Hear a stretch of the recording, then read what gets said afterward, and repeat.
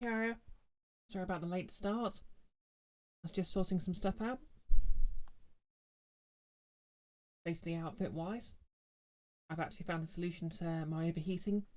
As it turns out, corsets are a lot comfier if you actually wear the right top with them.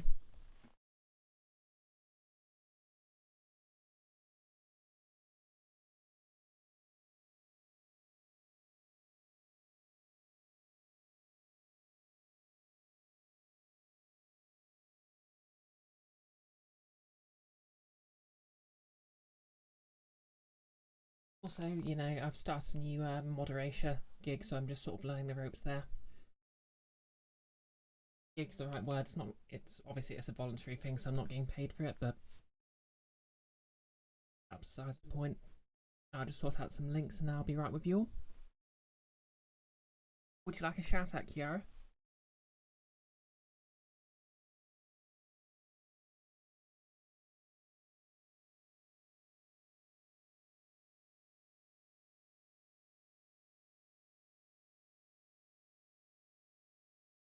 There you go. Yep, so Kiara just does a very chill hangout stream every morning. She's been talking about books a lot lately and all, you know, her just general life as a trans woman and all that.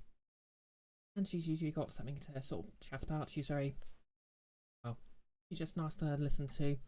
You're drinking coffee as you wake up in the morning.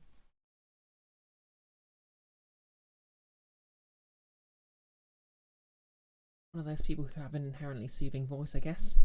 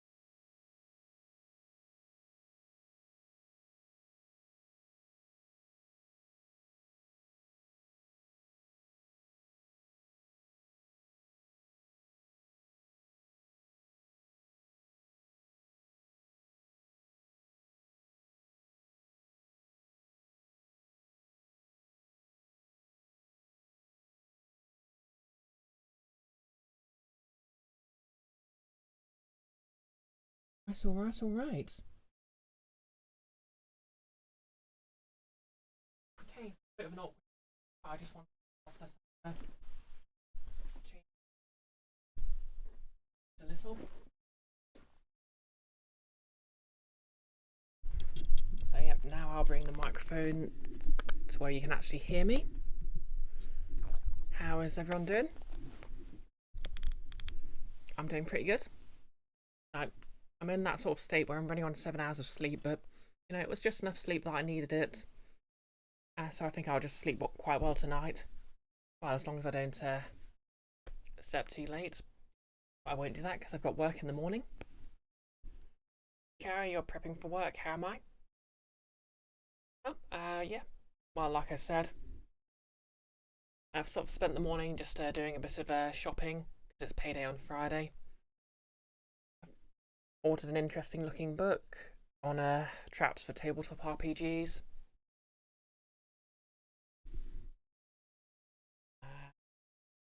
And basically a red well, a top in the same style as this one, but red. So I think when I've got that top, which will obviously fit this costume a bit better, I'll probably dismantle this top and use it as a template to make more.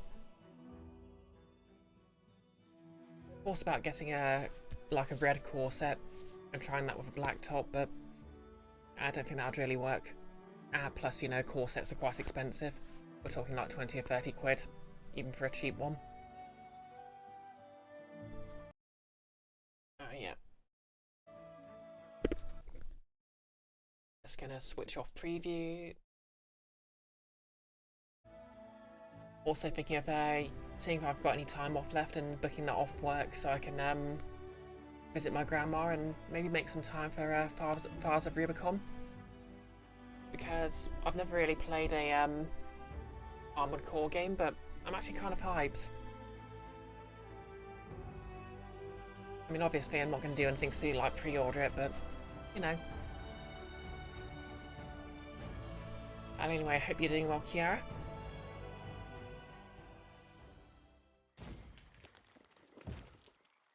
Oh, I guess that just happened. I love how when you load anything in this game, whatever you're dealing with just falls to pieces. Just gonna have Lindsay top up our cleric.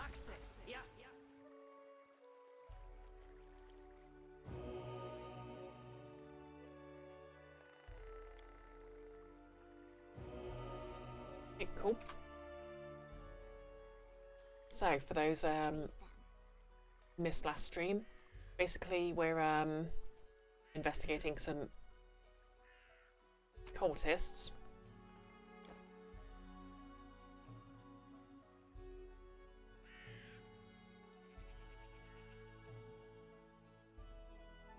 Who've just hauled up where well, it's just a place where some previous enemies were. Nothing particularly interesting.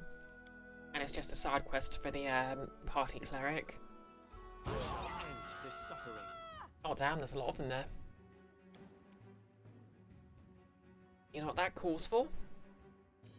Ooh, I can fire snake them.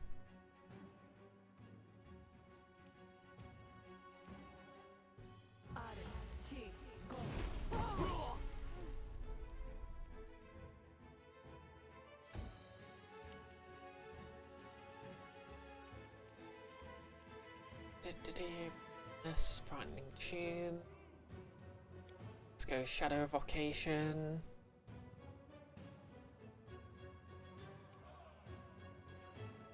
Volcanic Storm sounds fun.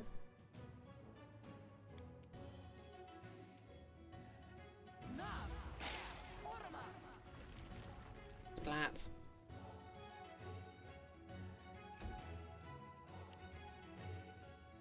Hey Nellis, how you doing?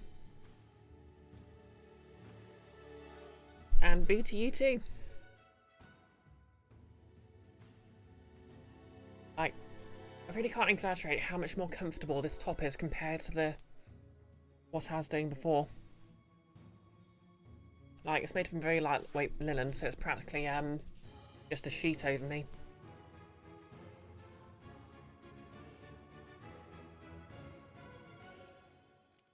Okay, any survivors?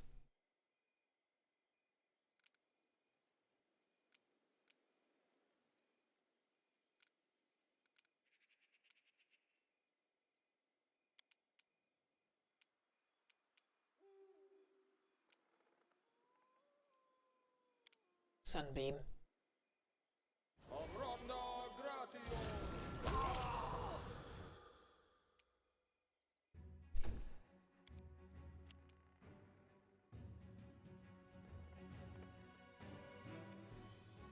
Okay, cool.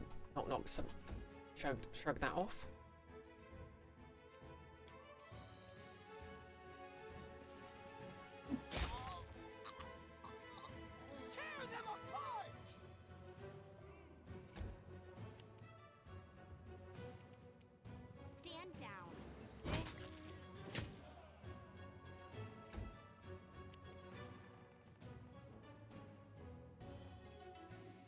Notice you took an Adderall this morning, accomplished F all, likely to continue that trend throughout today, but you know, it is what it is.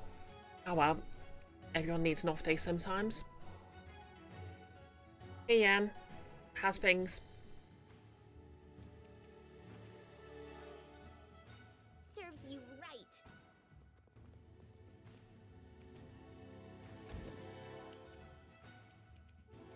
Okay. Okay, they're over here.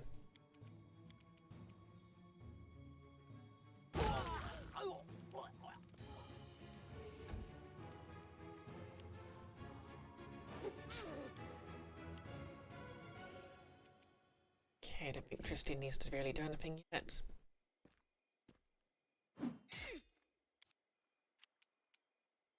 Okay, knock knock.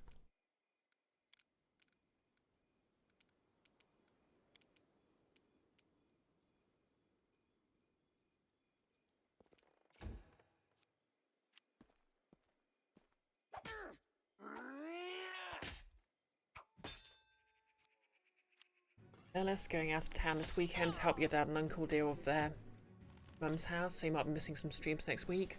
Oh well, that's fine. I mean, real life stuff always comes first, you know?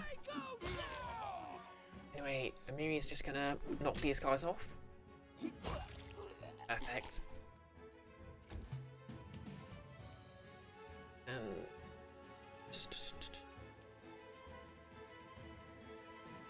You offend me.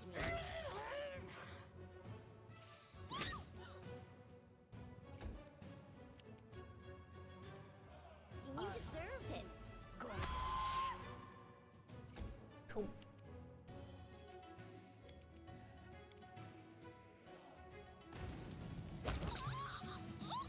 And that's the end of that, I guess. These cultists really have a lot of enchanted breastplates on them.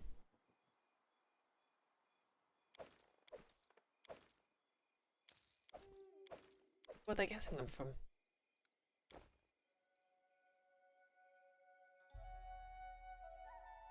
No less, you really have an on day is the thing.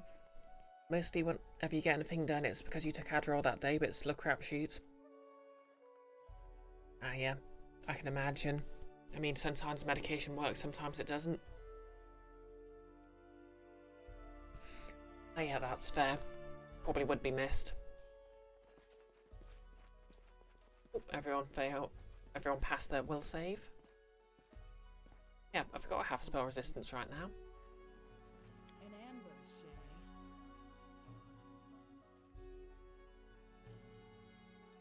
eh? Okay, so here we are.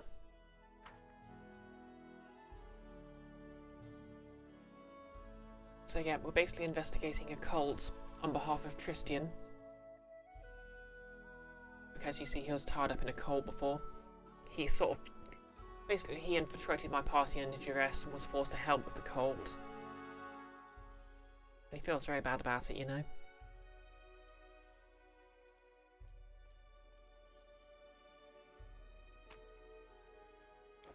Oh yeah, this is basically a place from earlier in the game where a lot of barbarians died.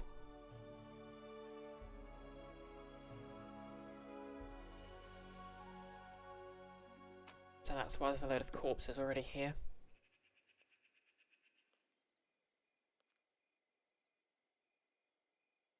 This poor soul's skull was crushed and his brain removed. Looks to be them. Me see, me keep. Have a trap, do we? Where now? Just let Knock Knock do something about that. Did it without breaking it.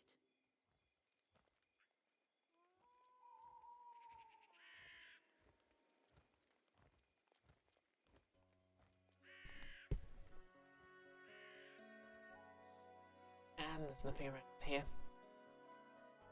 Oh well, 93 XP. Oh, hey Icky. Oh, thanks for giving him a shout out, Kiara. Oh, preview of the new title for Icky's next System Shock stream. How's it going?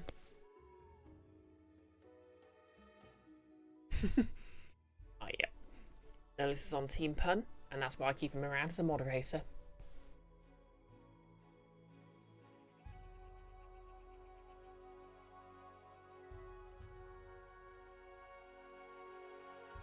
I've no idea where I'm meant to be right now.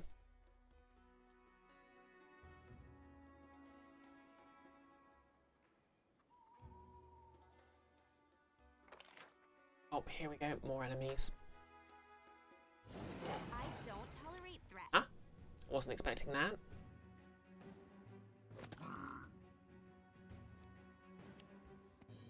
Still a zombie Cyclops about. Well, not for long, apparently. Well, I guess we'll just take the opportunity to nuke them all.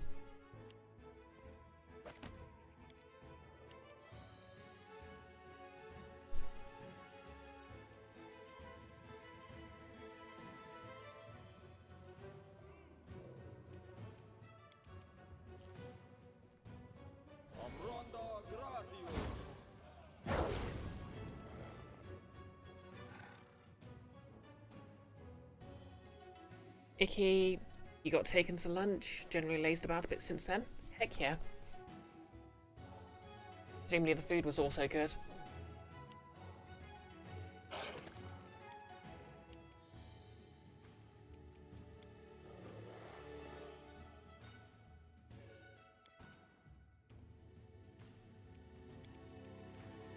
And charge. Splat.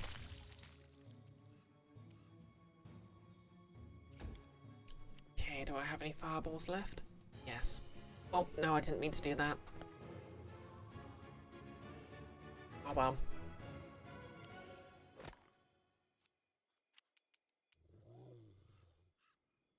It's... I think it's another Shadow Evocation. I'm just gonna go fireball this time. Nothing fancy.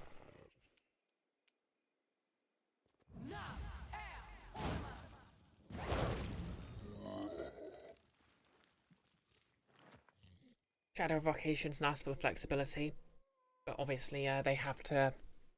The illusion actually has to fool the target first, which is kind of a neat concept.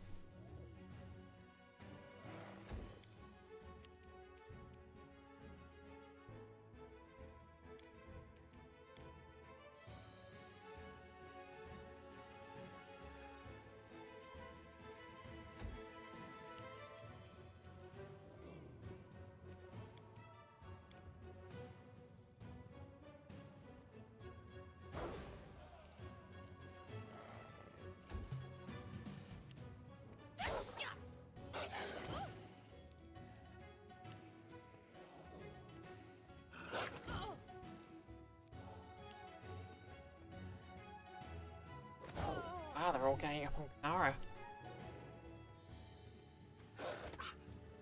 And Tristian. But really, who can blame him? Dawnflower, grant me strength. Okay, Tristian, what have you got?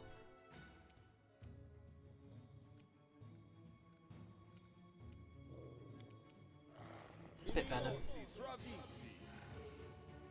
Okay, it passed the Fortitude save.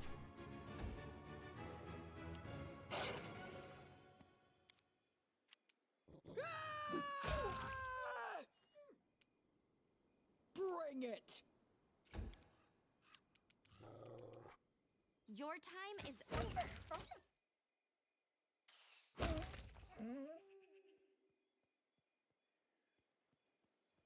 Nihilus, any reference to Dante's Inferno is always going to remind you of the god of war clone, monstrously hung Satan. Oh yeah, and like the guy's wife who just turns into a demon. Moose. I remember it from the absolutely ridiculous advertising campaign it has.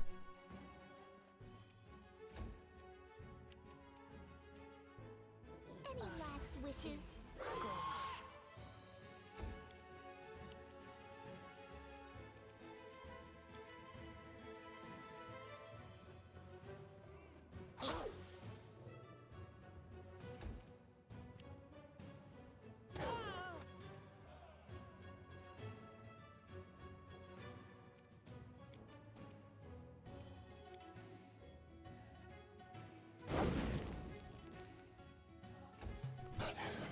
Oh, Sarenrae, I see your light.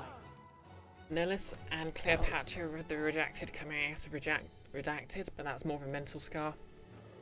Yeah, the game's a bit...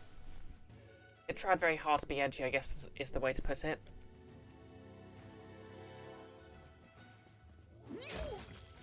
Bonk.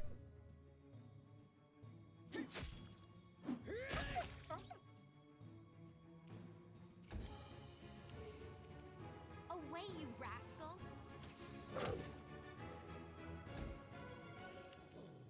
This is where I step in. Knock Knock used to lighting enemies on fire first.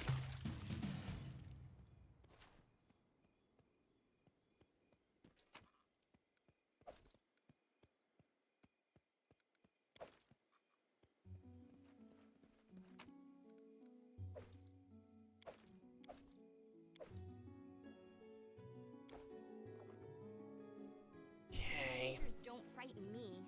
Their sight betrays them.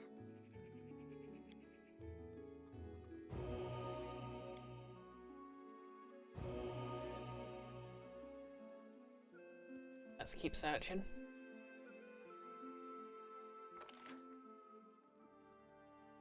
Okay, maybe it's in this central monument then.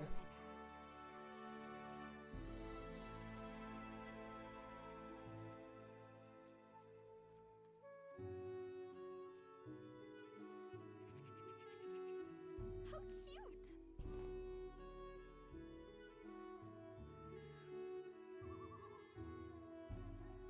Hello? Any cultist activity around here?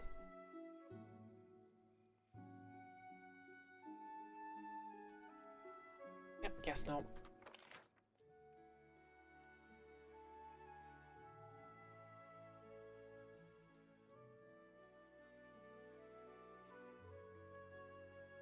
Here? Oh. We're having a battle, I guess. Oh, there's some cultists.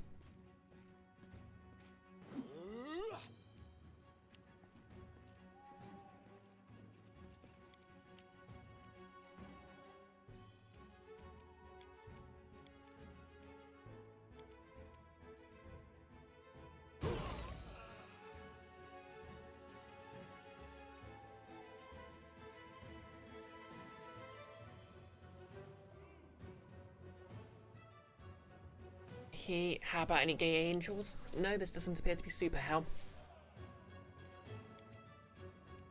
Wow, I can't believe how long it's been since that reference was relevant.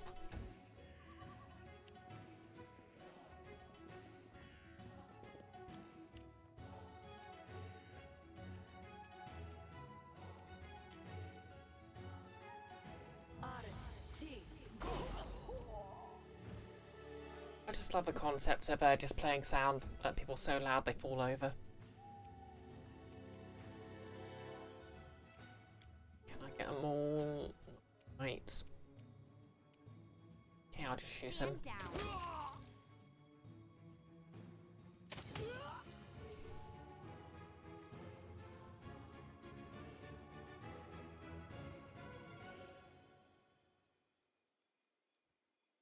Oh yeah, it was one of my earlier quotes.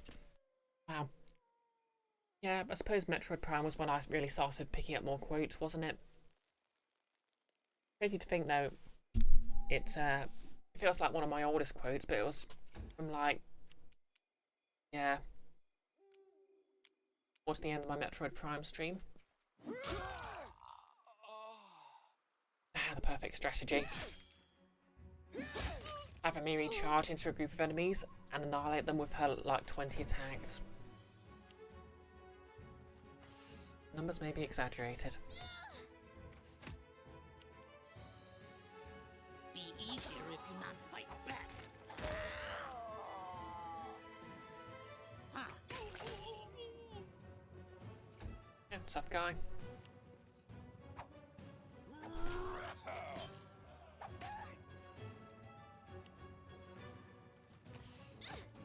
Here, I've gained a fair number of quotes in a short time, and you're not sure it's entirely because of Enfys.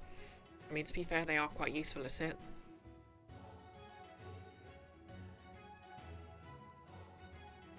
Yeah, I mean, Dante's Inferno is already adapting some questionable source material, so...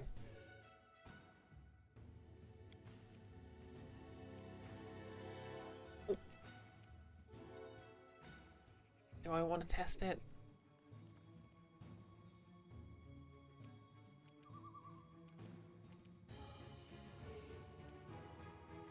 I'll save that. Hey,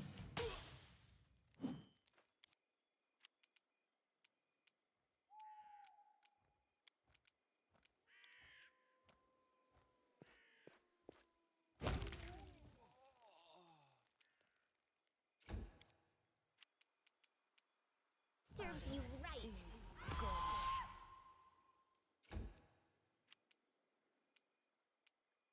You offend me.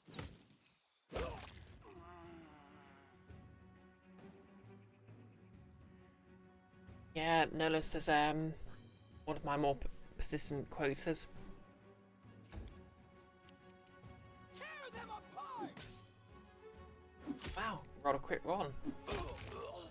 There we go. Finish it. not standing.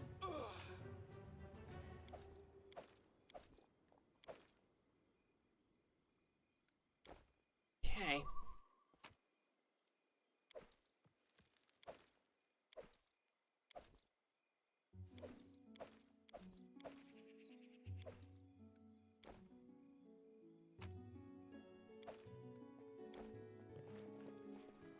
Where next? Their sight betrays them.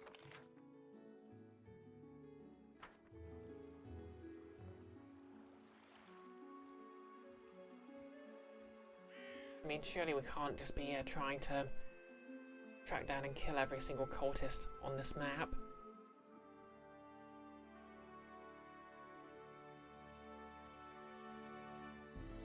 Oh, hey, a duck.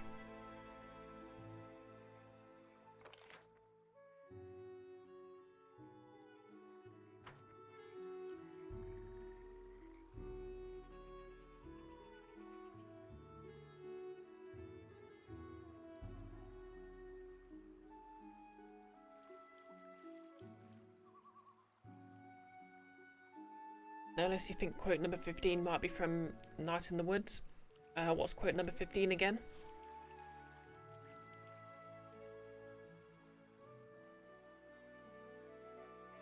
Oh wow, I remember those cyclopses.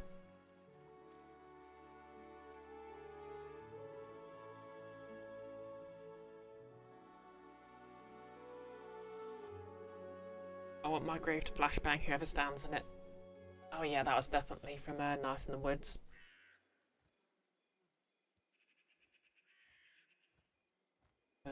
There's this little side thing where two living cyclopses were This is enchanted by a curse pole that enchants any cyclops that looks at it specifically.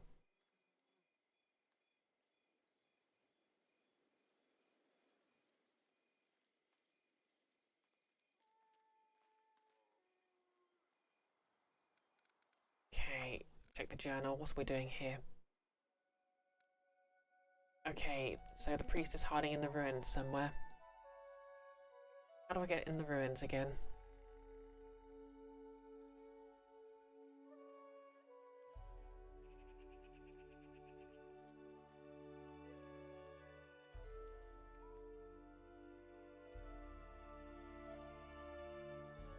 What's that? Okay, there's a trap here.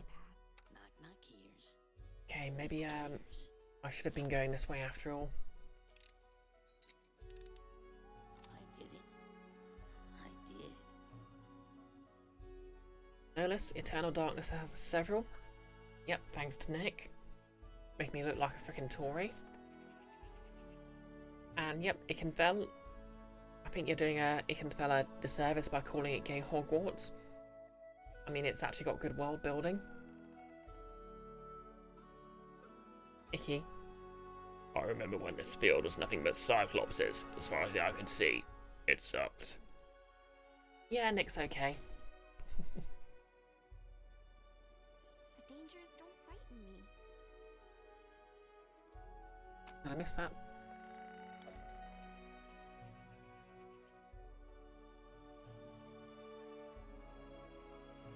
I did it. Yes, I missed all these scrolls stuff.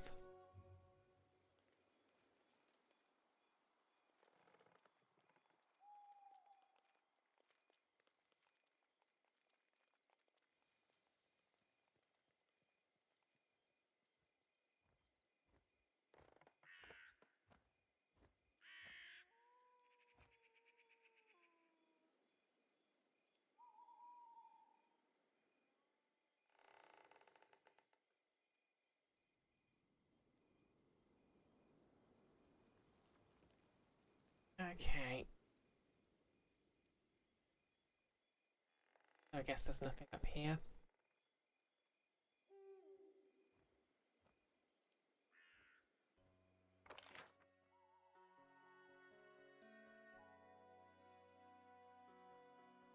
Yeah, if anyone wants to just Google what I'm supposed to be doing here, by all means do that.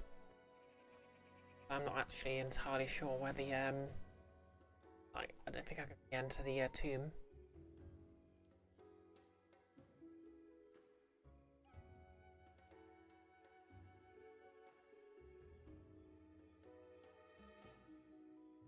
No less, even before the twittering, there was a lot of Harry Potter's world that was sus to the point of, why would you build this? I mean, to be fair, Rowling was just very typically, middle-class British woman, or the, oh, you know who I'm talking about, came calling.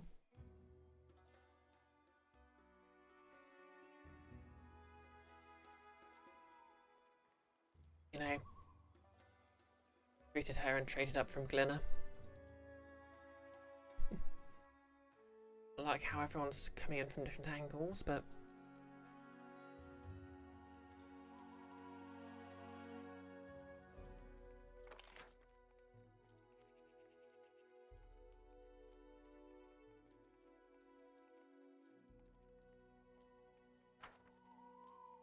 so over here.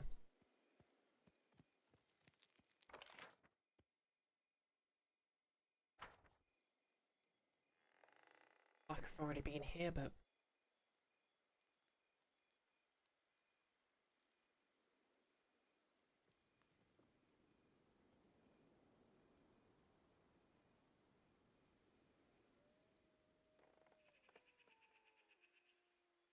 here we go. I'm so scared. Goddess, save the most innocent of your children. I'm just gonna walk up stealthed. Tristian. Rufka, the First Faithful. First Faithful looks at you from under a hood drawn over his eyes. Despite his face being cast in shadow, you see deep wrinkles near the priest's mouth and dark circles under his eyes. You again? The voice of the faithful is hoarse. He coughs several times. Damn it, I lost my voice because of endless prayers to my stern goddess. Whatever you have in mind, your cursed highness, you wouldn't stop us. I shall return these people to grace. Amelia. Please, my queen, I have to die. In praise of the kingdom. I am the last hope. Tristian. Poor lost souls, you've been fooled, deceived. Stay your hand. Riftguard, while you still can.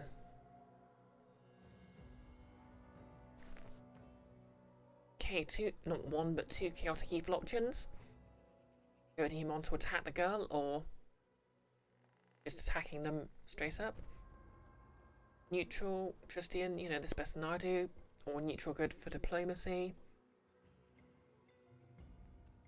Okay, I don't really want to do neutral good because I want to get back to chaotic neutral, but we'll try the diplomatic solution. Heck yeah. Priest bites his lip. You're wrong, my queen. I know how to fix everything. I can return the grace of the goddess. I know what I'm doing.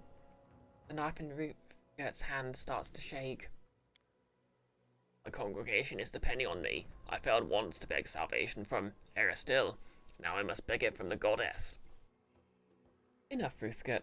It's only your pride and despair talking. The goddess will not return. She used the kingdom, then abandoned it to the mercy of fate. Same way she used and abandoned me. Put down the blade. Stop this madness. Exactly, Iki. Let's kill the death cult. Wait, is that what they want? To be fair, it's a death cult calling for my death, not their own. They're just like willing to die to bring that about. And I kind of not want to die, so, you know.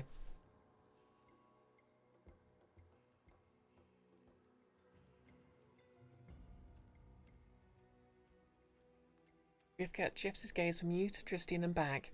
You are so happy in your ignorance. Do you have any idea what it feels like to lose the grace of a deity you served all your life? The priest closes his eyes and groans softly. I'm so tired. Tristian, for those not keeping up, is literally an angel who seems to have been abandoned by his goddess. Which I suppose is like, kind of like being abandoned by your parent.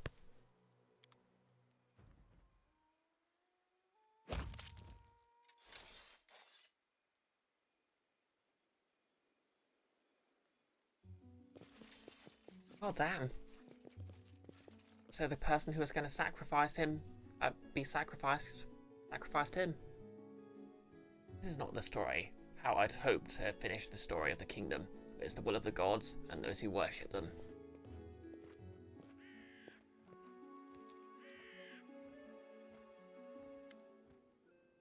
Icky. Tell me, Tristian, did it hurt when you fell from heaven? What do you mean, yes?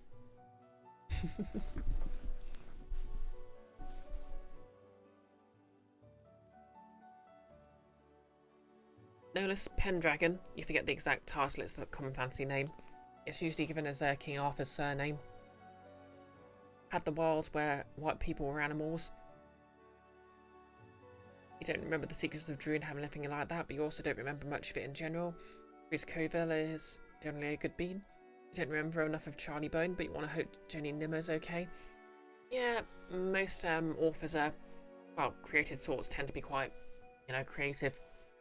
So on the basis, people in the arts are actually trans inclusive.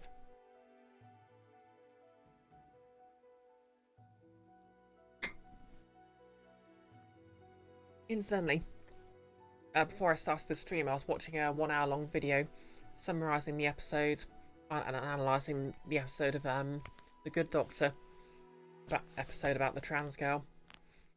And to be fair, it's not quite as bad as the memes make it out, but it is not great. It's not great autistic representation, so there's that.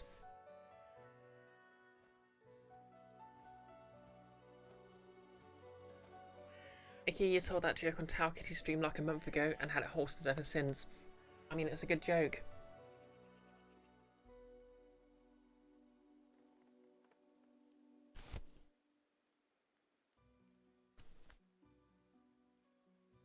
Okay, this outfit makes me feel like a busty tavern wench and I'm liking it. Anyways, Tristian's face seems to emit a soft radiance. His entire figure is enveloped in a vibrant golden haze. He moves his lips as if speaking with someone. Lindsay opens her mouth with astonishment. She fumbles in her bag for her loyal journal, but she can't take her eyes off the priest shimmering with light. Is this what I think it is? Then, damn, where's my notebook? Are you talking to the Senrei? Tristian opens his eyes wide and there's molten gold under his eyelids, emitting a warm light. Tristian's voice roars as if a whole host of divine creatures speaks through him. Brioche, I'm here, and with me, the light of my goddess. I love this answer. Can I talk to her?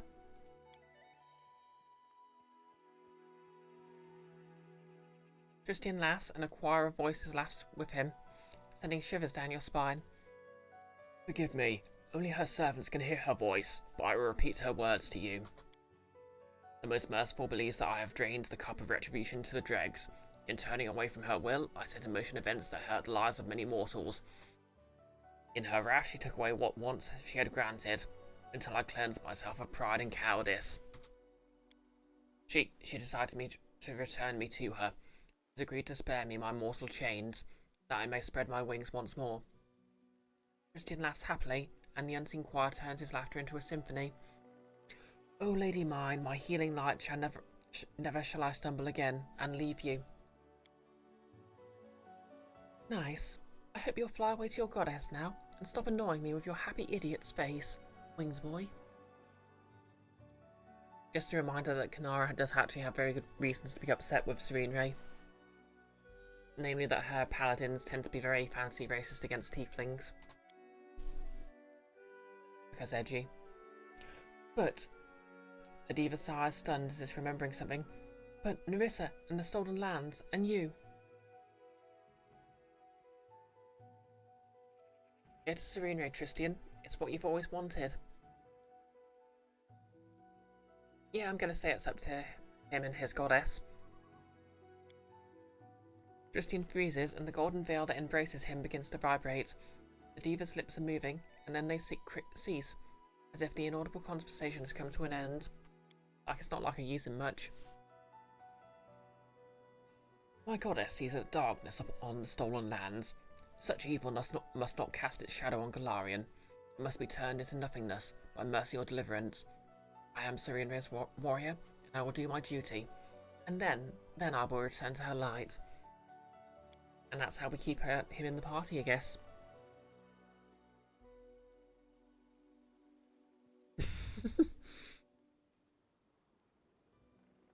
No less Septimus Heap. Yet you haven't looked at it in aeons, but you still have some of the books. They did that, brainwash the minor villain that one time in that. Yeah, literally all I know about it is a moderator on a certain website being a fan of it and having a handily book from it. Icky Foo. Come to think of it, maybe my goddess was just calling me thirsty. Go to your salvation and leave the noble land of Barony McBaronface behind. Exactly. Nihilist Jim Butcher. Feel a little embarrassed to look back, to be honest. Though you might be slightly harsher on his stuff than is deserved. I mean, I keep meaning to read the Dresden Files and stuff, because it's quite a good book, but I keep bouncing off the way he talks about women in the early books. You know, very male writer mode.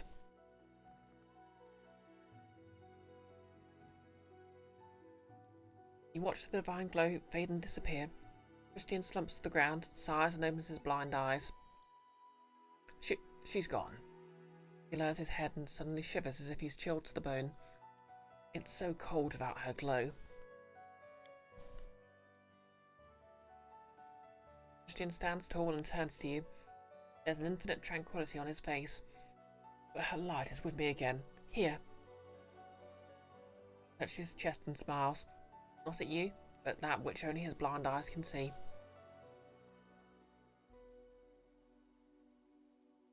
So neutral good.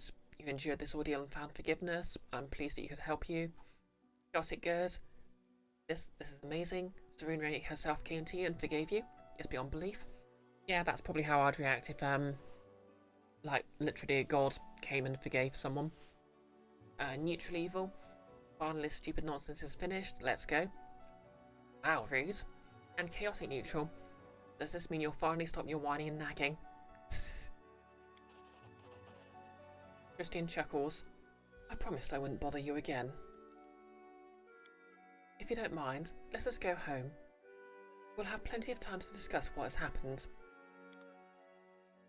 Well, that's the end of that chapter. Ooh, pressure.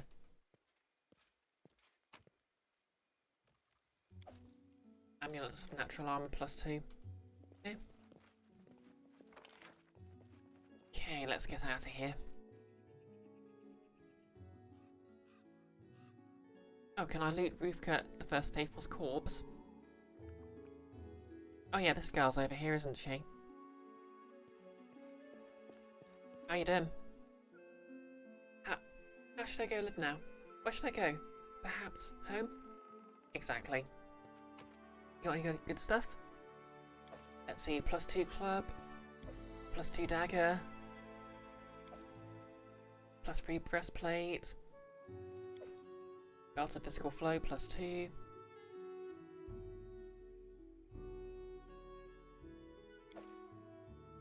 Natural armor +2, protection +1, and protection +3. Oh, let's get out of here.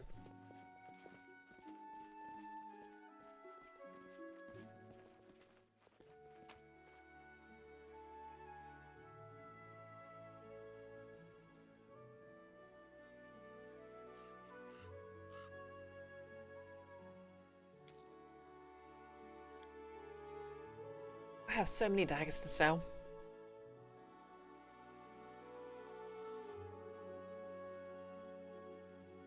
Icky, in fairness, you called your barony Chonkaland, and you don't know which one is more childish.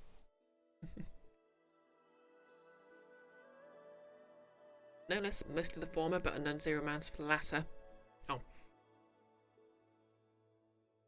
Icky, only a man included things in a man-interested way, or a breastly boobly down the stairs. Yeah, it's just the way he describes a lot of the woman characters as a bit... yeah. Ooh, let's claim this.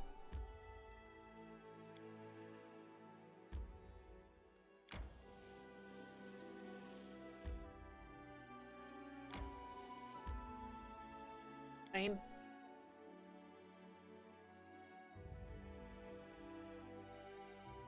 So tempted to go and get some stuff. Okay, that's the Taurus of Lebanese, so can't get it.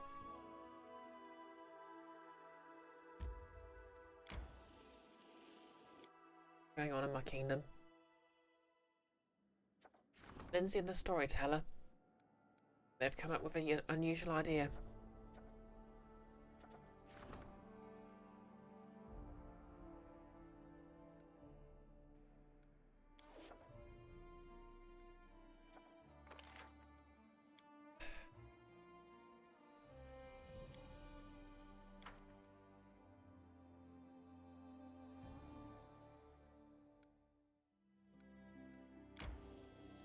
Okay, let's see what's up here. Really May we rest. have a moment of respite? Okay. I've got heavy encumbrance, so let's see if there's something I can...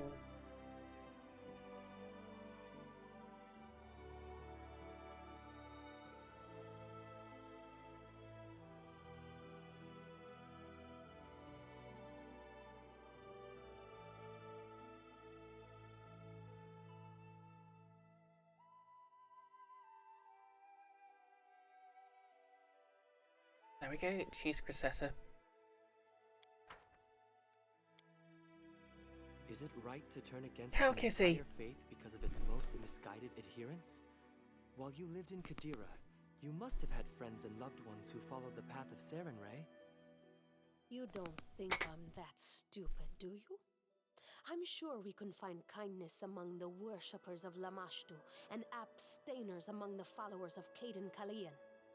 But I've seen enough zealous servants of Sarenrae to suspect them of the worst. Call it prudent caution if you wish. So yeah, Ben Clean is basically the god of taverns and adventurers. And I know I keep saying this, but it's such an amazing fact. Basically, there's a test for godhood you can take, anyone can take, but obviously it's very difficult and you die if you fail it. And he basically got drunk and woke up the next day and he was a god and doesn't know how he did it.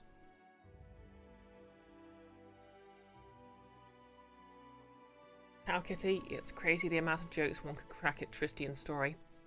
Yeah. Thank you for giving her a shout out, Nerlis. How's Tears of the Kingdom going?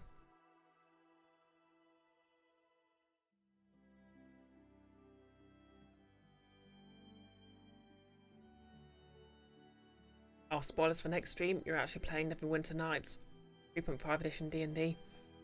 Ah, memories. In hindsight, slightly traumatic memories.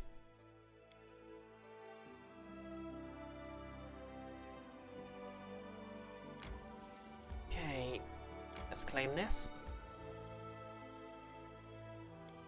Culture.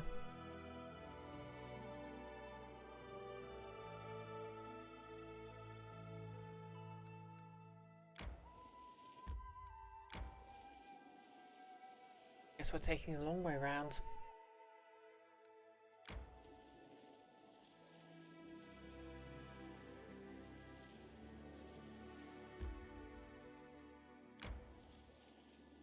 I didn't mean to do that. Resting would be nice, don't you think?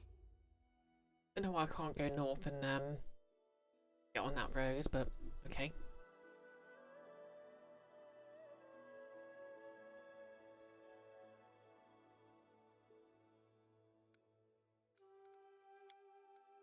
Okay, let's make some cheese. Tristian, why are you so boring, huh? I've seen you fight. Sword covered in blood, corpses underneath your feet. But your face is so sad, it's like her favorite uncle's funeral. Sarenrae teaches us to show mercy to all, even one's enemies. By interrupting their life's journey, I've deprived them of a chance to better themselves and atone for their sins. Hey Teras. How's it going? Oh, and hello Babas Bowie. Yes, the test of the Starstone. Your man walked in there and came out dirty. When asked how he did it, Caden went, dunno. Yeah, it's one of my favourite pieces of Pathfinder lore. Along with the Goblin spellbook. Which is a pop-up book because they hate words. Okay, let's have a fight.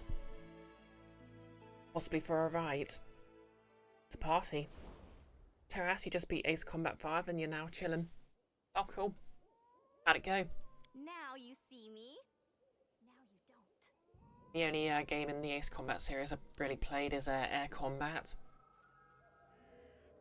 Okay, Primal Manticore. How may I help?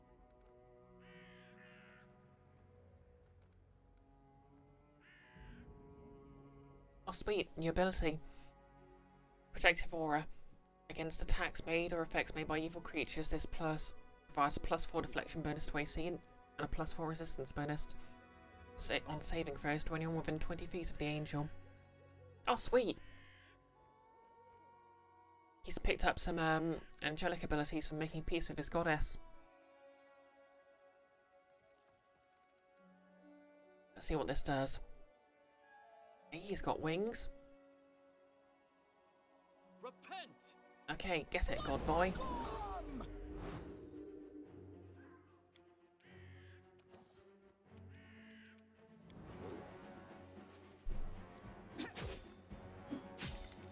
Babas Bowie, you didn't know it's the facts about Goblin spellbooks? That's hilarious. Yeah, it's an item in Pathfinder 2nd edition.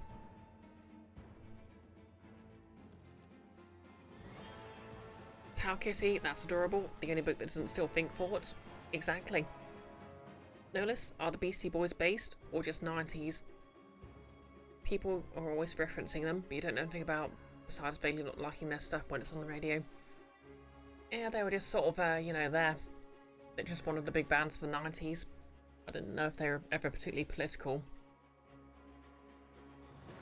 I mean, all music's inherently political, but you know what I mean. I don't know if they made a particular point of commenting on politics.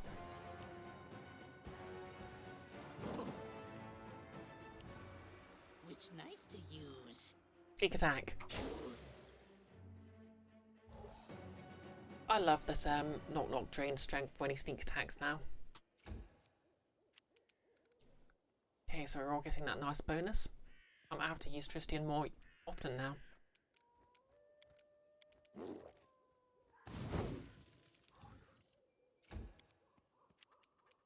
You deserved it. Okay, Tristian. I really should give you a weapon.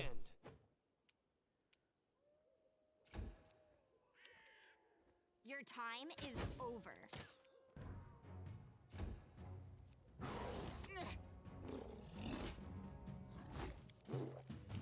Teras, not as good as Air Combat 4, but you enjoyed it. Becoming a legend in your own ranks has more impact when you pass the squad, you guess. Yeah. I forget, have you played G-Police at all? My brother and I love that game. I mean, hindsight, it was kind of propaganda, but you know. Knock used to lighting enemies on fire first. Miss, explode.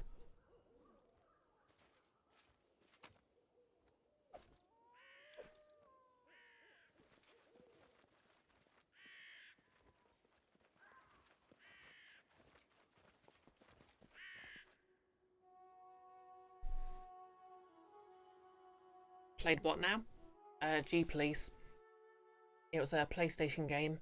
It had 2 entries. I mean, it had 1 sequel. G-Police 2, The Weapons of Justice, which had a very cool walking mecha in it as a option to pilot. Okay, the power of blood has succeeded. Go Hematomancer. And now the Grand Diplomat wants to talk to us about something. Yeah, I need to get back.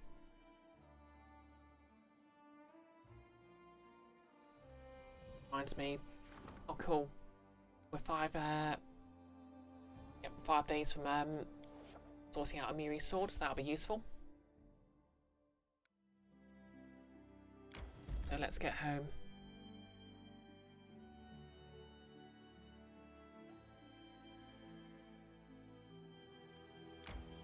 So many things to explore, but we need to get going.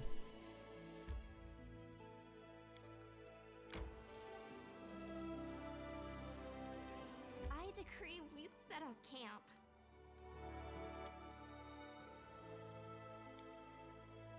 So strange. The first world reminds me of an oasis in the middle of a desert. A riot of life.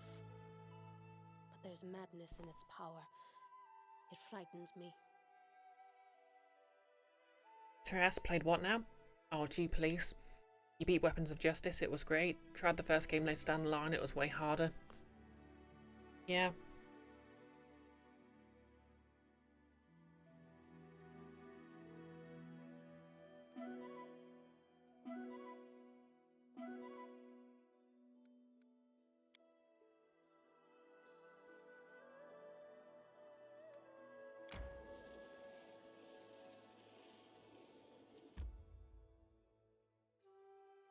The quickest way back home.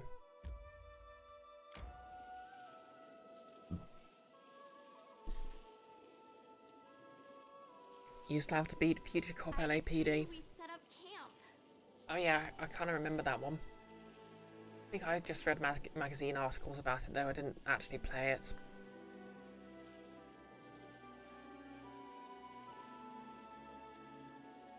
Yeah, I think I'll be okay just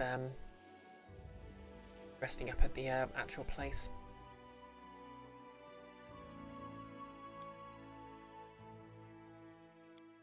Okay, main square. Just gonna sell off all my stuff and then I'll rest and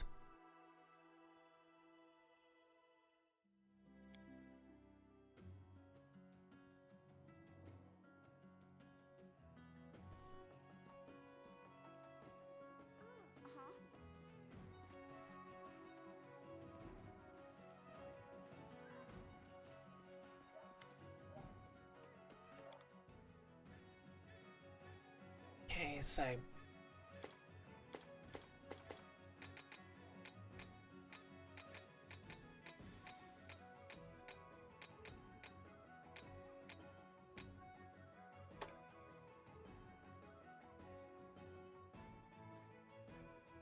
useful, but damage isn't worth it.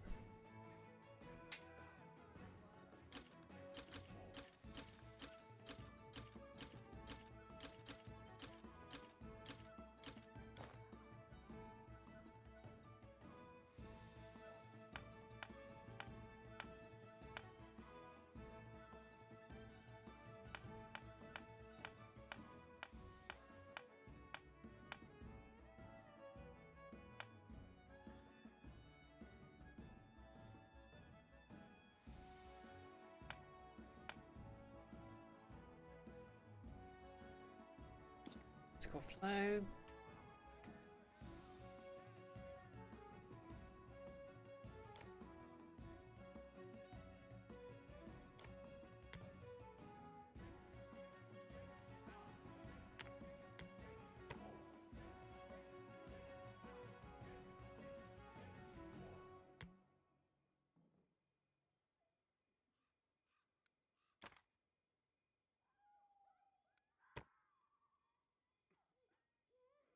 Calling on what's overloading.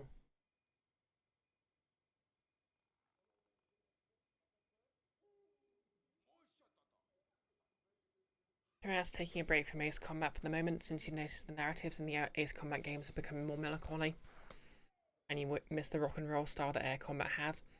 Yeah, from what I understand, I played the obviously the EU version, and apparently it had cutscenes that were removed from it, which is a bit of a shame. Those just voiceovers about a generic coup we're trying to oppose.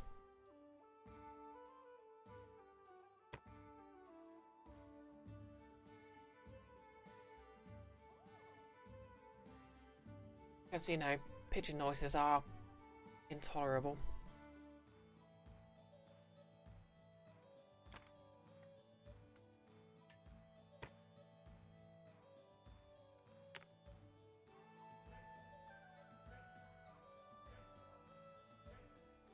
Okay, where's all this weight coming from?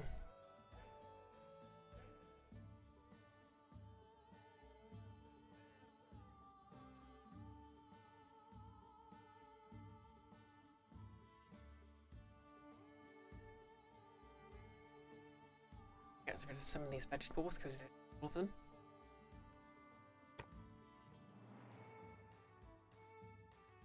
Some of the meat.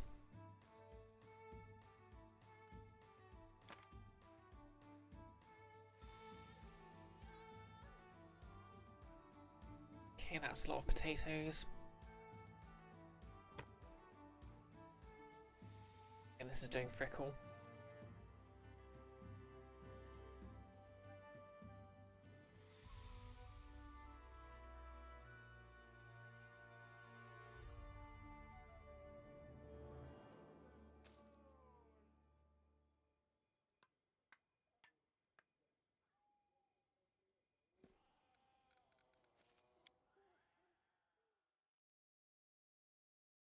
Terrace, the next game, the Belkin War, even has a morality system. Yeah, I remember the demo for that. It's the one with the framing device.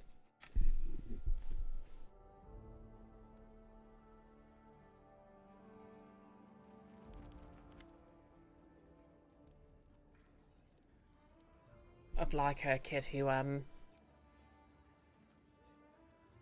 lived through a war or something.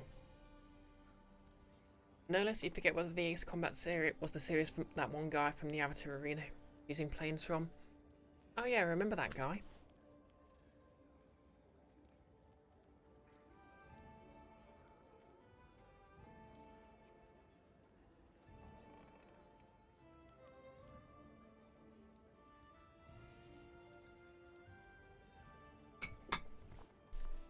Okay, Lindsay. And then, Queen Brioche proudly said, "Evil deeds end now. Or is it better as, we've uncovered your vile plan."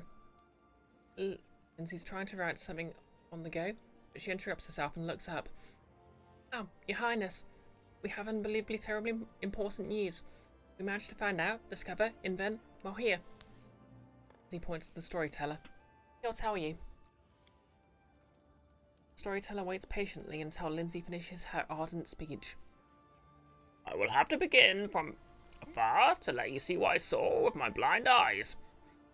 The stolen lands are like a cradle in an abandoned house, in which the wind swings the skeletons of a child. No few newborn kingdoms have died here, just after taking their first breath. I have collected their stories, these precious stars that have been lost in the dust. And I begin to notice some commonalities. You know, like that Dryad lady showing up to destroy them. I think that's well established now. It is like a pattern that repeats across different embroideries, the handwriting of the same author across all their stories. One word here, another hint there, false visions, references to a mysterious patroness, lover, and mentor. Tragic coincidences, strangely non-random. People and countries were brought to destruction along different roads, but behind them, there always stood the same ominous shadow. Gordon Freeman." Sorry, had to.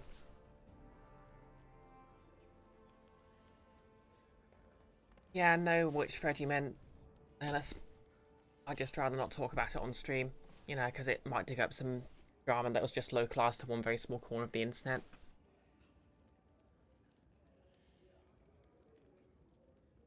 And we know what that shadow is.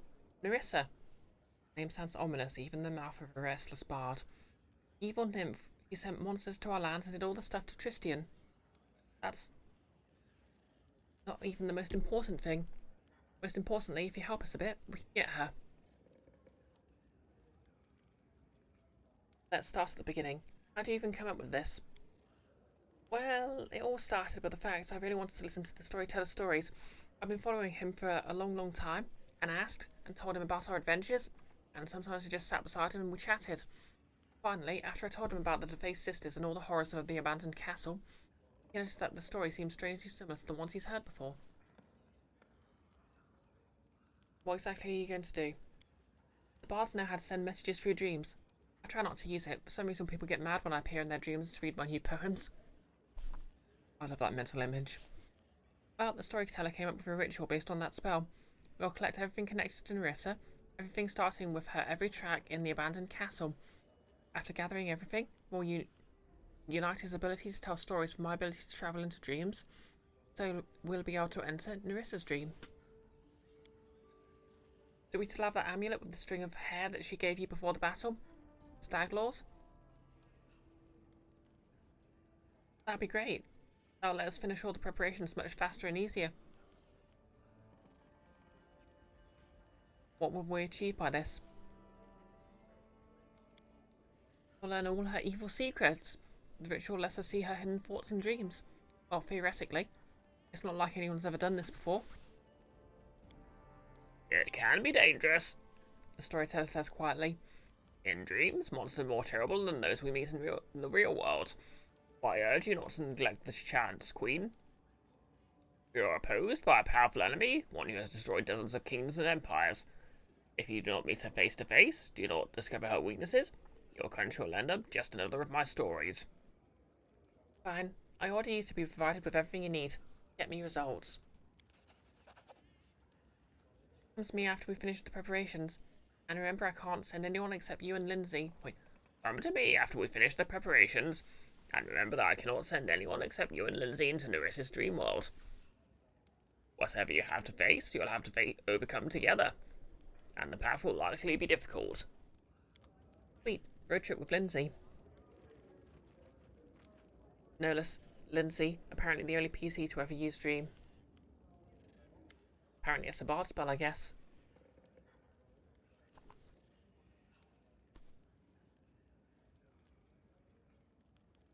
Valerie, one issue requires your attention. 7 archers are bringing their fleet to Novaboro, an important point along the river trade, and create customs there to combat piracy. But do not be fooled. They're really just going there to level duties on wares brought in from the 5 Kingdom Mountains and towards Kyonin.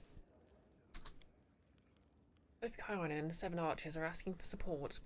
I don't trust either of them, so I suggest we bring our own fleet to Novaboro. We're more capable of keeping an eye on the pirates, even if our neighbours are not grateful for our interference.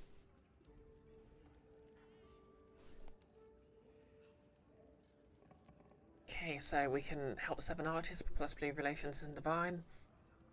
Stand up for Kyonin, plus 3 relations, plus 3 arcane. Okay, we can send in our own troops, but that will completely tank relations.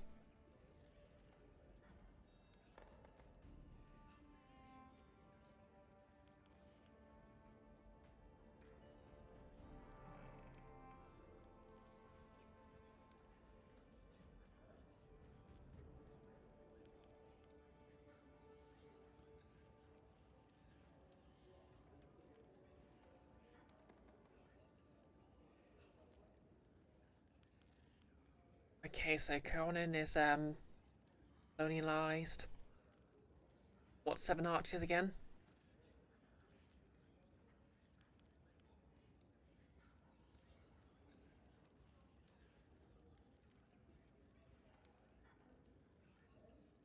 You know what gunboat diplomacy it is.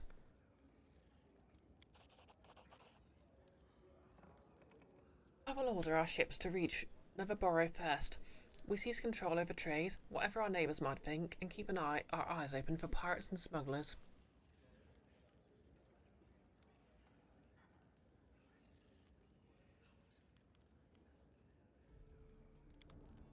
Yeah, I might keep this 2-hour stream just so I can get some proper rest. Because I've got quite a bit going on tomorrow. Oh, hey, Chemo Tavern. Forgive me for not coming up for so long. Please accept this humble gift, my final gift to you. She has rejected me, She'll not listen to my pleas. My work has no sense anymore. This is my life. I shall bid you farewell and leave these lands forever.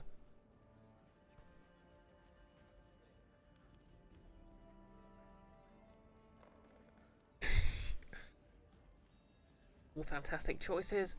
You're not despair. I'm glad to see you back. We'll think of something, I promise, but for now you must go rest. Or don't make any rash decisions. Yeah. Wise advice here.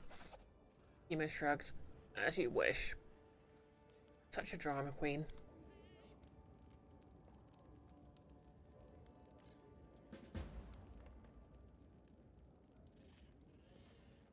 Right.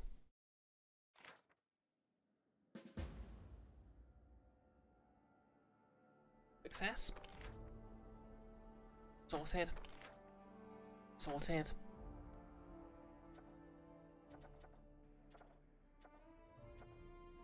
Okay, 2 more and I can reforge that sword.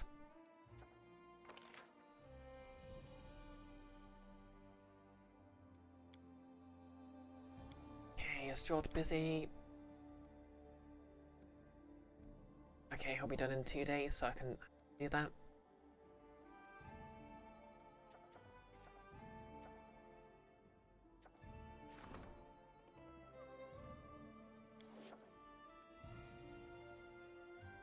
Okay, 2 days.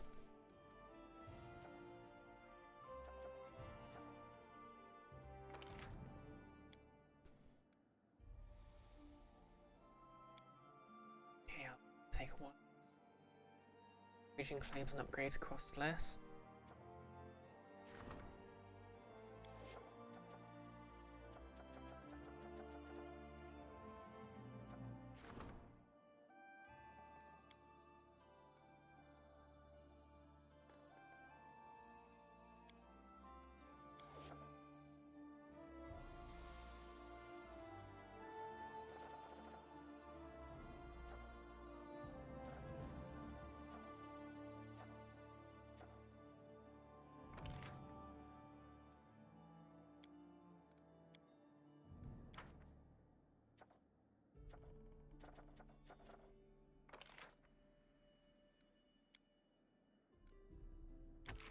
Okay, I'll put Valerie on that.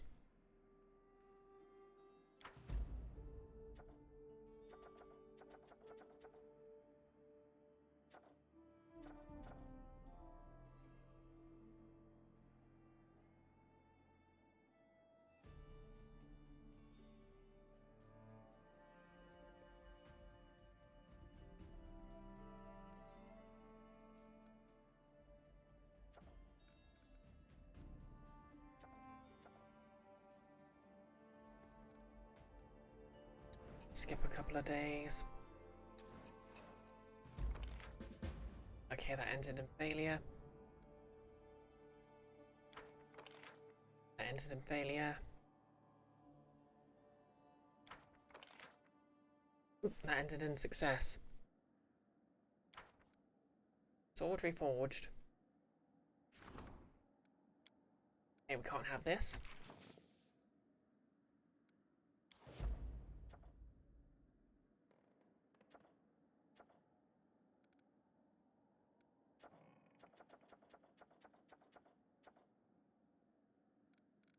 Wait, so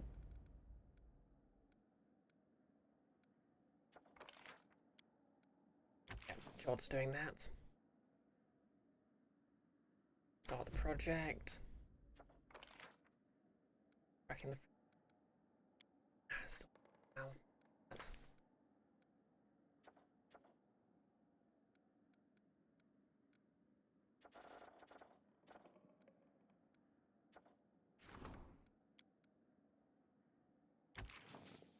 put the storyteller on.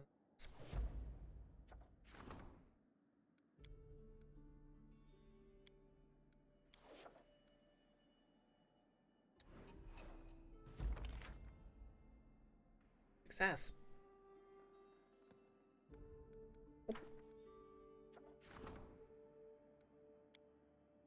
Okay, not doing anything about that yet.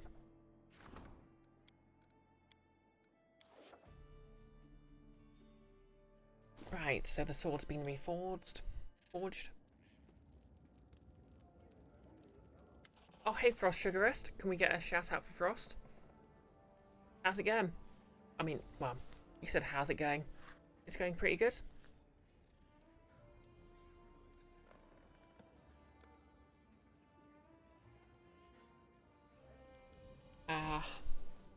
You know, I've changed up my outfit for this stream, which is a lot more comfy, and as an and you know, it just looks way more flattering. Turns out the best way to wear a corset is actually to wear a top designed to be worn under a corset. I mean, I know you're not streaming at the moment, but nevertheless, hope you're doing well.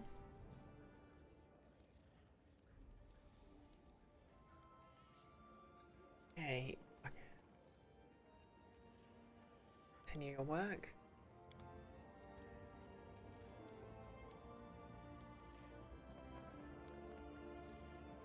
It's going to talk to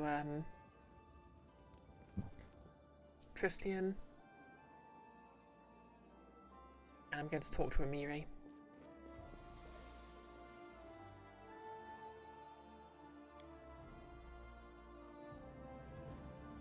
Because I know it's a side quest that's supposedly going to give her a better sword, and I actually want to get behind that.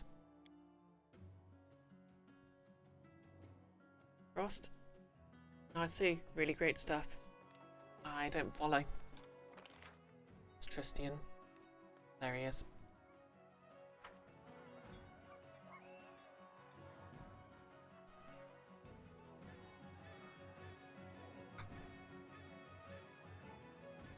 I am. Let me just double check spell books. New spell slots.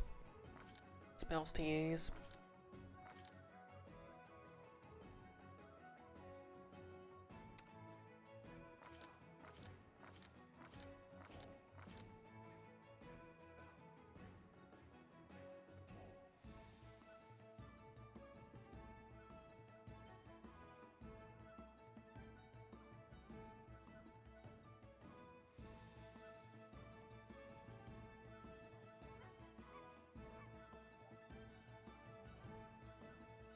Okay.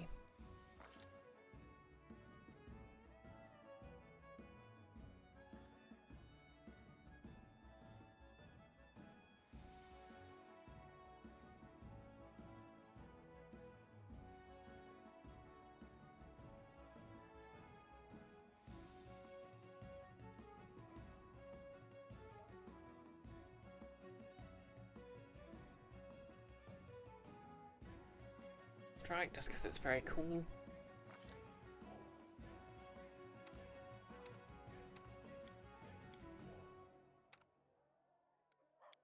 Caster. Yeah, I forgot I just gave her fireball multiple times.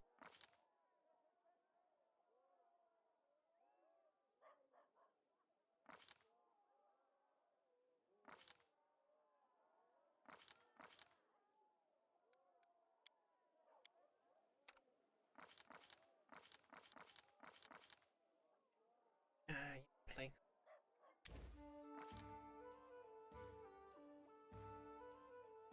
Summon monster 8, so 7.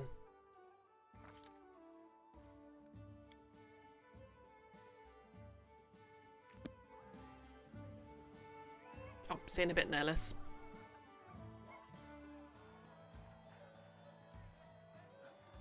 How cute! Tristian nods. So, Brioche, do you wish to know what happened there at the altar of the cleansed? I'd like to tell you, but I didn't really know how to describe it. The diva moves his shoulders as if stretching unseen wings behind his back. One way or another, I walk into Serena's light once more. There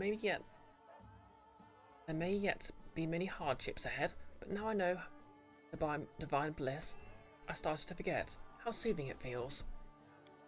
Tristian closes his eyes. She has given me a special power, a gift worthy of her messenger in the material world.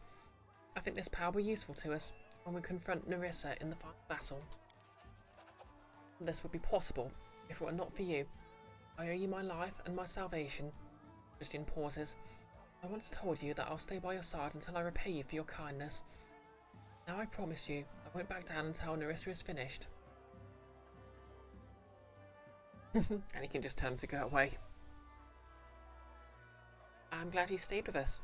We need all the help we can get in the fight. Get to fight Nerissa. Tristian nods. Lesson Serena knows this. That is why she entrusted me with this mission. Everything that happened to me here, in this world, happened because of my pride and overzealousness. Tristian smiles subtly. But now, the goddess herself has showed me the way to glory. I won't miss this opportunity and fail her, or you. Oh, catch you later. Anyway, we're off to the pub to talk to the barbarian about a sword. Yeah, I'm probably going to end the stream after like 2 hours. The 2 hour mark, I mean. Got an additional 2 hours. Okay, Amiri, we fixed your sword, now what?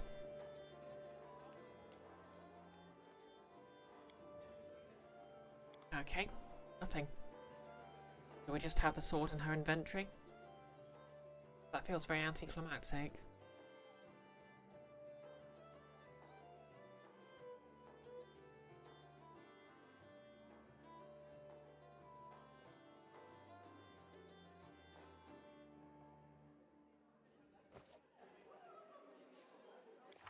Journal.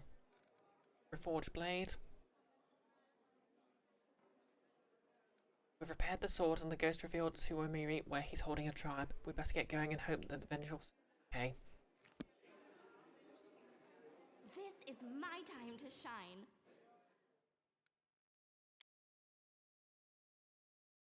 Not like a dialogue option, is it?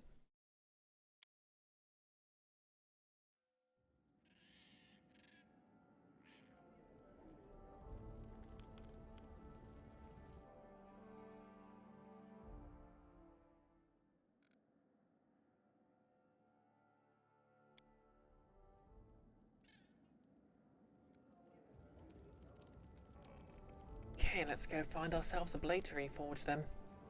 I mean, the blade's been reforged. Let's go do whatever the ghost wants to do with the blade then.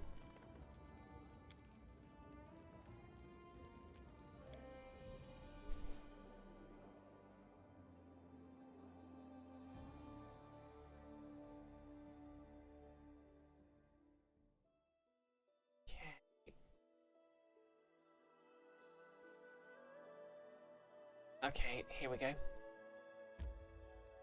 Off we go.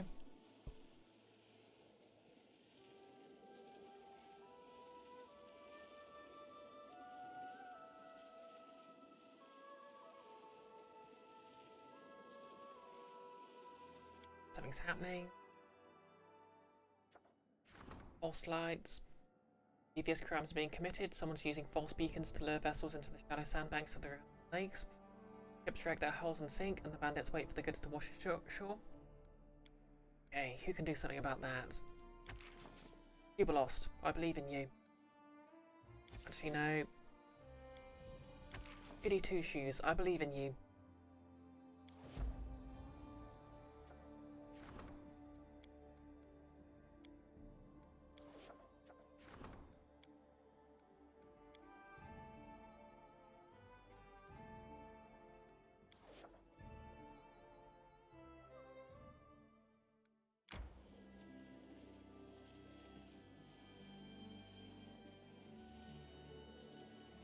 I decree we set up camp. Okay, peaceful travellers. Is it going to be Skelly Merchant? It is. Looks like Goggles himself is here, selling me items. Got...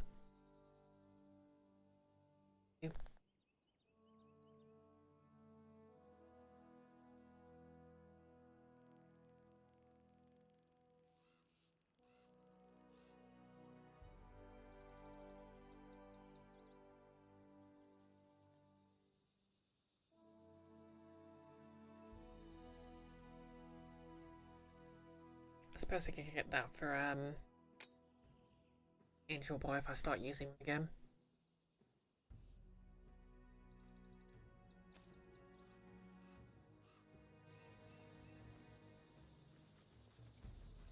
The dangers don't frighten me. And thank you for the quote, Nerdus.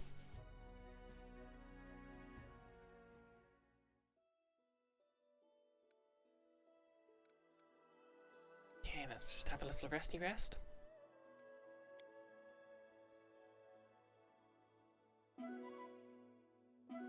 Oh, no dialogue.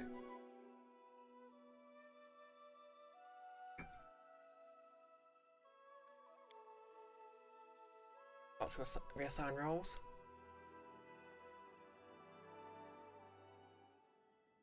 A hero's reward. One of the army's commanders, a member of the respected local family, has performed an outstanding feat. The heroine deserves a reward, but it mustn't cause argument or envy.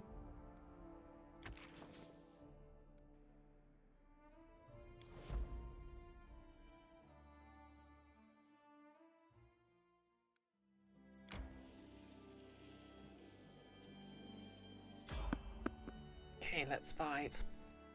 You know what they say? If fighting is sure to result in victory. The hard way. Frost, a friend of yours, made you buy a big collection of Pathfinder board games a few months ago, although you never played them yet. You're not sure how they're played? As in the tabletop game or like some sort of spin-off board game? A cheer. A thack.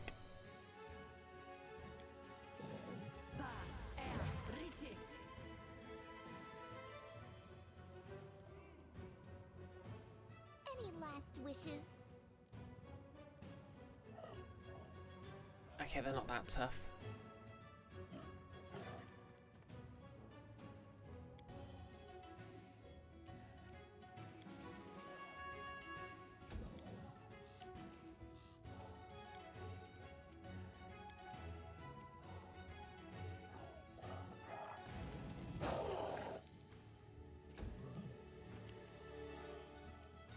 Be easier if you not fight back. Eat strength damage, sucker. Away, you rascal!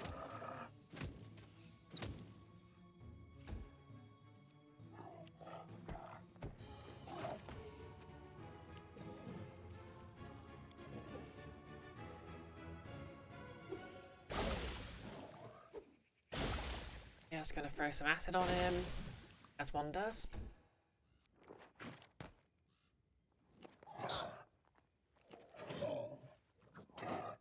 Can't touch this.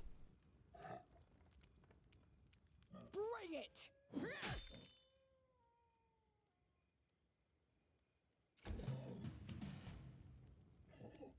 This is where I step in.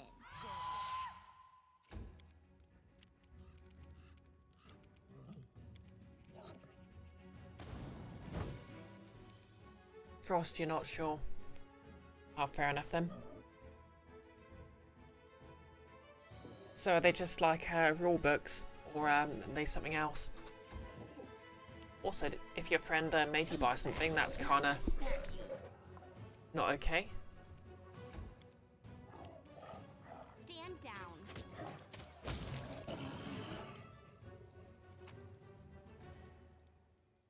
Okay.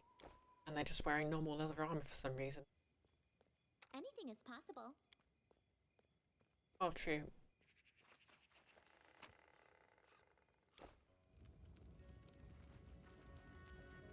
I'll share my path. Oh yeah, books. Presumably they're just rule books for Pathfinder then.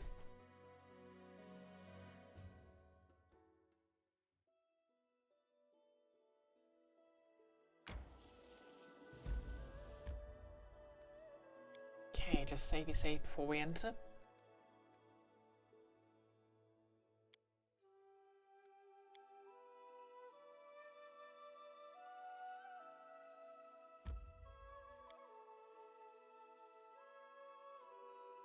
Hey Teddy Claire, how's it going?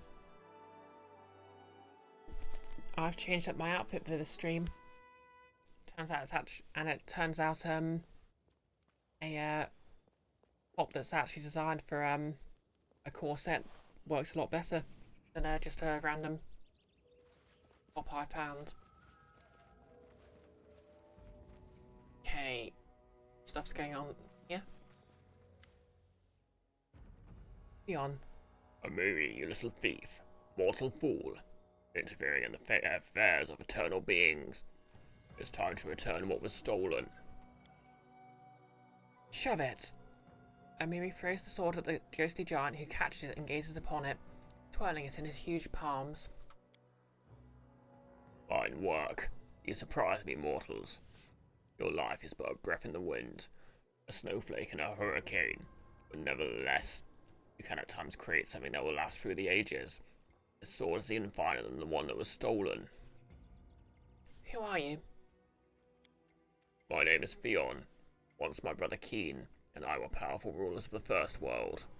Together we're nearly equal to the eldest. Not quite. Eternal, serene life in our land was not enough for Keen. He wanted more. He wanted to become equal to the eldest and conquer new lands.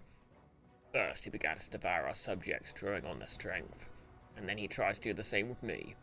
As punishment, I banished his soul into the sword, which later fell into the hands of Amiri.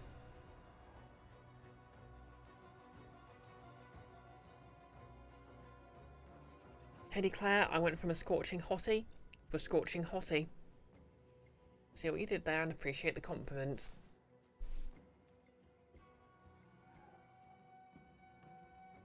Notice the top does look a lot more survivable than Monday's. Yeah, it's just made from a very, obviously it's very loose and it's made from a very lightweight fabric. So it's a lot cooler.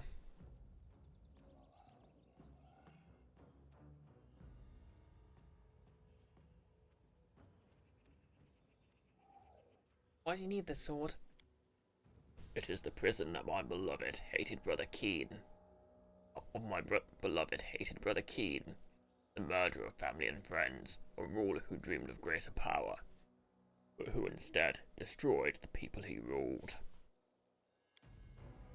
You nearly released Keen by breaking the sword.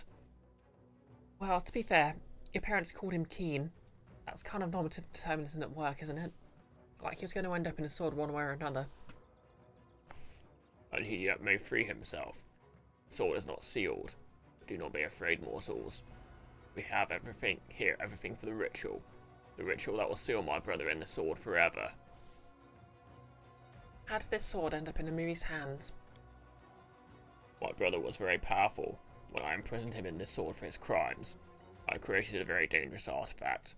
With sweet lies, the sword persuaded my servant to plunge it into my body. It drained much of my enemy, turning me into this pitiful creature you see before you. A ghost, a shadow of my former greatness. My brother, in turn, used this power to escape into your world. But in this, he outwitted even himself. Our strength is linked to the magic of the First World.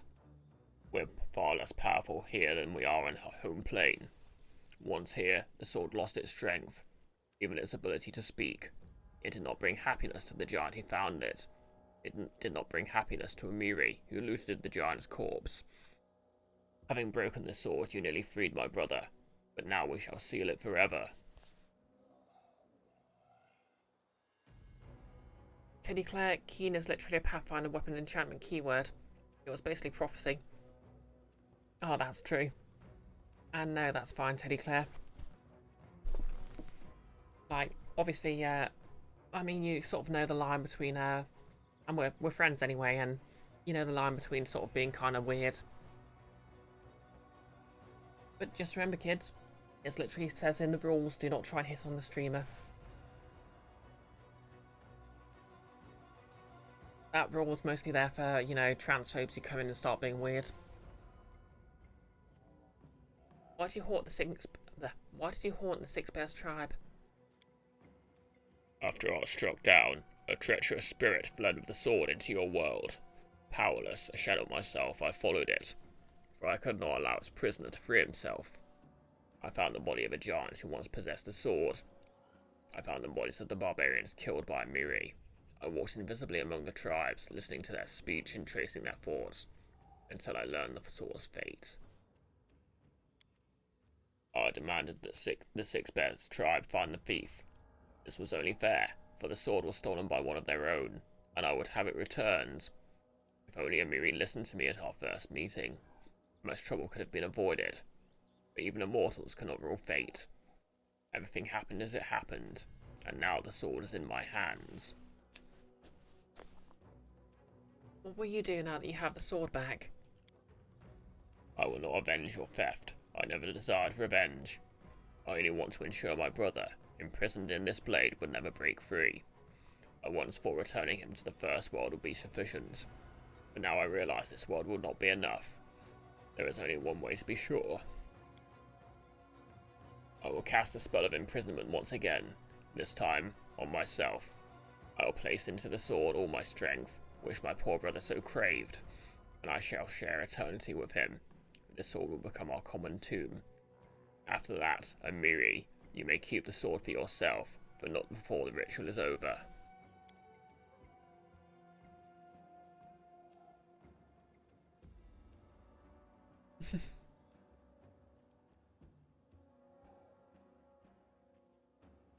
You're adorable sometimes, Teddy. No less, the world is not enough. You remember nothing of either that song or that Bond movie. I think that was the one with the submarine, and you know, like there was the guy who couldn't feel pain, and then there was the business lady who was in cahoots with him, and Bond just shoots her at the end because she's being kind of well, she's just gonna kill a load of people, which is bad. Remember, it's always ethical to choose a billionaire who's trying to kill millions of people for money.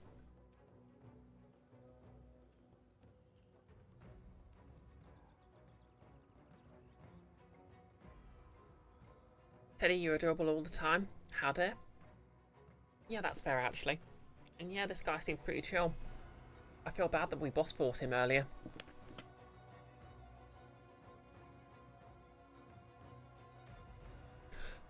Wait, so all these troubles could have been avoided if we simply talked when we first met? That is to say, if someone hadn't started swinging their sword around without even a chat?